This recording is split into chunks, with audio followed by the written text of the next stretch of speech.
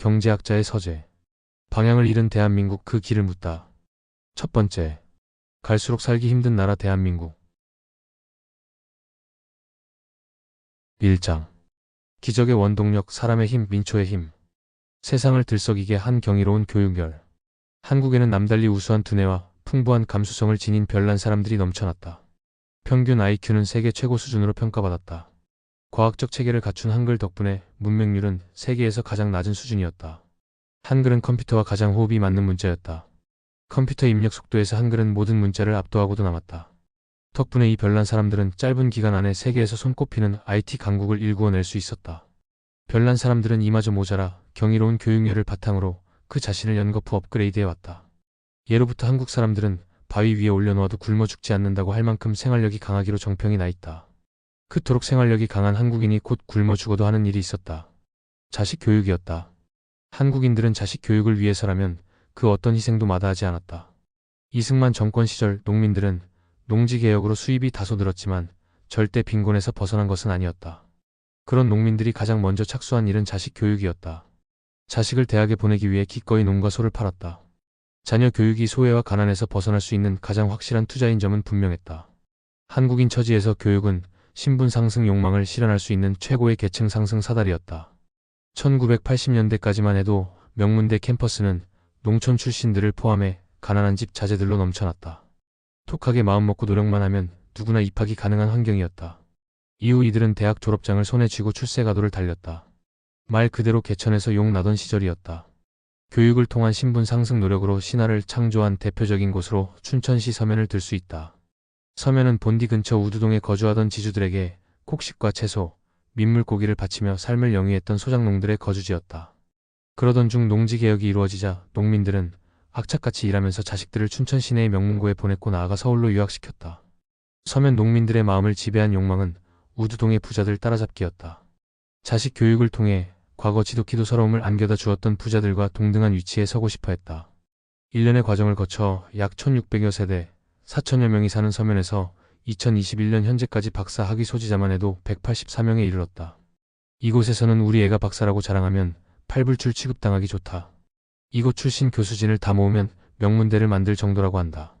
대통령만 빼고 고위 공직자를 모두 배출했다. 전 국무총리 한승수도 그중 한 명이었다. 경이로운 교육열은 대학생 수의 급격한 팽창으로 이어졌다.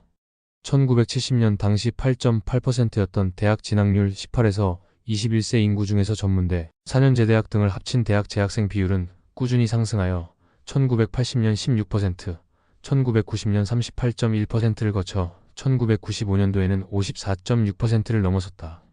마침내 2008년에는 83.8%에 이르렀다. 특징적인 점은 남학생의 대학 진학률은 84%이고 여학생의 대학 진학률이 83.5%로서 큰 차이가 없었다는 사실이다. 어느 정도 소득이 향상되자 교육에서만큼은 남녀 차별을 해소해 왔음을 알 수 있다. 한국의 대학 진학률은 경제협력개발기구 OECD 회원국 중에서도 가장 높은 수준에 해당한다. 이후 거품이 빠지면서 대학 진학률은 70% 중반대로 내려왔으나 여전히 높은 수준이라고 할 수 있다. 높은 교육열은 못 말릴 정도 수준의 유학붐으로까지 이어졌다. 미국 이민세관국 IC의 발표에 따르면 2004년 말 미국에 가장 많은 유학생을 보낸 나라는 한국으로 도미 유학생 수는 모두 73,272명에 이르렀다. 중국, 일본보다도 2만 명 정도 많은 숫자였다. 이후 중국이 절대수에서 크게 앞지르기는 했어도 한국의 유학붐은 좀처럼 식을 줄 몰랐다. 미국에서의 박사 학위 획득 또한 다른 나라들을 압도했다. 미국 시카고 대학이 1999에서 2003년 사이에 미국 박사를 가장 많이 배출한 대학들을 조사해 발표한 적이 있었다. 미국 박사를 가장 많이 배출한 대학은 캘리포니아에 있는 버클리 대학교로 나타났다. 그 다음 순위를 차지한 대학은 다름 아닌 서울대학교였다. 서울대학교는 미국 바깥에서 미국 박사를 가장 많이 배출한 대학이었다. 높은 교육열에 따른 부작용 또한 만만치 않았다. 초중등 교육은 점수를 따기 위한 암기 위주 교육에서 벗어나지 못했다. 과도한 교육열은 학생을 입시 지옥 속으로 몰아넣으면서 사교육을 과잉 팽창시켰다. 대학 교육의 급격한 팽창은 고학력 실업과 함께 학력 낭비 현상을 심화시켜왔다. 한국은 독일이나 프랑스처럼 국립대 중심이 아니라 사립대 중심이다. 그러면서도 미국처럼 각종 기부금에 근거한 장학금 제도가 발전해 있지도 않았다. 일본처럼 정부 차원의 장학금 제도가 정비되어 있지도 않았다. 대학 교육은 학부모의 희생과 상당 정도 학생 자신의 노력으로 뒷받침될 수밖에 없었다. 대학 진학률이 70에서 80에 이르면서 태반이 고학생이었다고 해도 과언이 아니었다. 경이로운 교육열은 국민의 막대한 출혈을 바탕으로 이루어졌음을 알 수 있다. 한국의 젊은이들은 여간에서 사회에 대한 부채의식을 느끼지 않는데 상당 부분 본인과 가족의 노력만으로 교육을 마친 데 따른 결과였다. 경이로운 교육열은 산업 현장의 지적이고 창의적인 고급 노동력을 풍부하게 공급하는 원동력이 되었다. 이 사실이 한국 산업화 성공에서 어떤 의미를 갖는지를 날카롭게 파악한 인물은 바로 한국전쟁 직후 한국을 방문했던 피터 드러커였다. 피터 드러커가 볼 때 한국은 경제 발전 가능성이 전혀 없는 나라였다. 그런 한국이 장기간 초고속 압축 성장을 이어갔다. 그로서는 도무지 이해하기 힘든 불가사의한 현상이었다. 그는 오랜 관찰 끝에 한국 산업화 성공의 원동력은 지식으로 무장한 고급 노동력의 풍부한 공급이었음을 밝혀냈다. 이를 바탕으로 그는 지식이 새로운 가치 창출의 주요 원천으로 떠올랐다는 지식사회론을 정립했다. 피터 드러커의 지식사회론은 1990년대 이후 시작한 3차 산업혁명이 꽃을 피우면서 널리 인정받았다. 한국인은 전 세계에서 평균 IQ가 가장 높다고 평가받았다. 문맹률은 1% 미만으로 가장 낮다. 여기에 경이로운 교육열이 보태졌다. 그 결과 한국은 기존 선진국과 달리 식민지 수탈에 의존하지 않고도 오로지 국내 인적 자원을 바탕으로 산업화 성공에 이를 수 있었다. 운명의 기로에 선 다이내믹 코리아. 사람의 힘, 민초의 힘을 원동력으로 한국은 가장 짧은 시간 안에 선진국에 진입했다. 그 과정을 일일이 열거하기 어렵겠지만 말 그대로 피와 눈물로 얼룩진 고난의 연속이었다. 수많은 사람이 헤아릴 수 없는 고초와 희생을 겪어야 했다. 이 모두를 감내할 힘은 어디에서 나왔는가? 놀라운 교육열에서 드러나듯이 신분 상승을 향한 욕망이었다. 양반지주 계급 중심의 전통적 지배층은 일제 식민지 시대를 거치며 권위를 완전히 잃어버렸다. 친일 부역을 통해 명맥을 유지했어도 해방 이후 농지개혁으로 타격을 입었다. 그나마 한국전쟁을 거치며 물적 기반 대부분을 상실했다. 한국전쟁 이후 전통적 지배층은 거의 사라지다시피 했다. 한국은 전통적 지배층이 사라진 조건에서 계층 상승이 비교적 쉬운 개방적 신분 사회를 유지했다. 특권적 지위조차도 상당 정도 개방적 구조 속에서 형성되었다. 실제로 한국 사회는 밑바닥에서 가장 높은 곳으로 오른 갖가지 성공 드라마로 채워졌다. 비록 성차별과 지역 차별이 작동하고 있었지만 출신 성분이 성공의 걸림돌로 작용하지는 않았다. 김대중 전 대통령과 노무현 전 대통령은 대학 문턱도 넘지 못한 상업고등학교 출신이었다. 현대건설 회장을 거쳐 대통령 자리에 오른 이명박 전 대통령과 한때 매출액 기준 4위 재벌이었던 대우그룹의 총수 김우중 초대회장은 셀러리맨 출신이었다. 한국 최대의 재벌이었던 현대그룹의 창업자 정주영 초대회장은 초등학교 졸업이 학력의 전부인 인물이었다. 1960년대 이후부터 1997년 외환위기까지 장기간 지속한 고도성장이 개방적 신분사회를 거뜬하게 지탱해 주었다. 특권이 형성되고 확대했어도 고도성장은 그보다 훨씬 큰 폭으로 신분 상승 기회를 만들어냈다. 계층 상승 사다리가 놓일 공간을 지속해서 확장했다. 전국 어디를 가든 용나는 개천이 널려 있었고 개천에서 용나는 신화는 일상이 되다시피 했다. 한국전쟁 이후 한국은 절대 빈곤으로부터의 탈출과 계층 상승 본능에 이끌린 욕망의 질주 사회였다.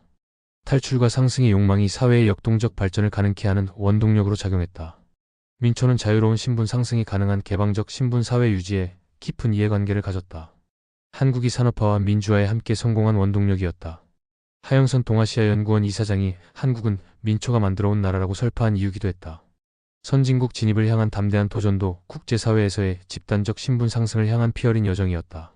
한국의 민초는 일제 식민 지배를 포함해 오랫동안 강대국의 등살에 시달려온 기억을 간직하고 있다. 약소국 백성으로서 온갖 서러움과 멸시를 겪어야만 했다. 하지만 강대국의 위세에 굴복하거나 기가 죽지 않았다. 상처 입은 자존심을 어루만지며 이를 악물고 오기를 키워왔다. 민초는 자신들을 발톱에 때려도 여기지 않았던 강대국과 대등한 위치에 서기를 갈망했다.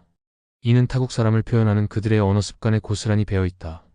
한국의 민초는 강대국 사람들에게 종종 비하와 경멸의 의미가 담긴 놈들자를 붙였다. 미국 놈들, 일본 놈들, 중국 놈들 하는 식이다. 반면 자신과 비슷하거나 약하다고 여기는 나라 사람들에게는 그렇게 하지 않았다. 국력이 비슷하다고 여기는 나라 사람들에는 대체로 애들이라는 표현을 붙였다. 영국 애들, 프랑스 애들 하는 식이다. 과거에는 러시아 놈들이라고 했다가 한국이 국내 총생산 GDP 규모에서 다소 앞서자 러시아 애들로 표현이 바뀌었다. 우리보다 국력이 약한 나라에는 주로 사람들이라는 표현을 붙였다. 아프리카 사람들, 남미 사람들 하는 식이다. 아프리카 놈들이라는 표현을 사용하면 시건방진 인간 취급했다. 한국은 사람의 힘, 민초의 힘을 원동력으로 기적을 일군 나라가 되면서 자연스럽게 다이내믹 코리아가 국가 슬로건이 되었다. 언제부터인가 이상 기류가 형성하기 시작했다. 돈을 최고로 치고 돈이면 다 된다는 풍조가 만연하면서 사람을 우습게 보기 시작했다. 오늘의 대한민국을 만든 주인공 민초를 한낱 비용 취급하면서 한없이 저평가하기 시작했다. 개방적 신분사회는 역사의 뒤안길로 물러나고 신분이 대물림되는 폐쇄적 신분사회가 그 자리를 대신하기 시작했다. 이 모두는 다이내믹 코리아가 원동력을 잃어가고 있음을 알리는 위험신호에 다름없다. 2024년 현재 한국 사회는 거대한 퇴행을 수반하면서 깊은 혼돈 속으로 빠져들고 있다. 퇴행을 향한 반발이 격해지면서 새로운 미래에 대한 열망과 탐색 의지도 함께 커지고 있다. 갈등과 대립은 한국 사회의 미래를 둘러싼 격렬한 다툼으로 발전하고 있다. 오늘날의 한국을 잇게 한 근본으로 사람의 힘, 민초의 힘을 짓뭉갤지 되살릴지를 둘러싼 다툼이기도 하다. 폐쇄적 신분사회 유지로 다이내믹 코리아를 포기하느냐? 개방적 신분사회의 재생으로 다이내믹 코리아를 부활하느냐? 시대 상황은 운명을 건 싸움을 예고한다. 이상으로 일장 기적의 원동력, 사람의 힘, 민초의 힘이었습니다.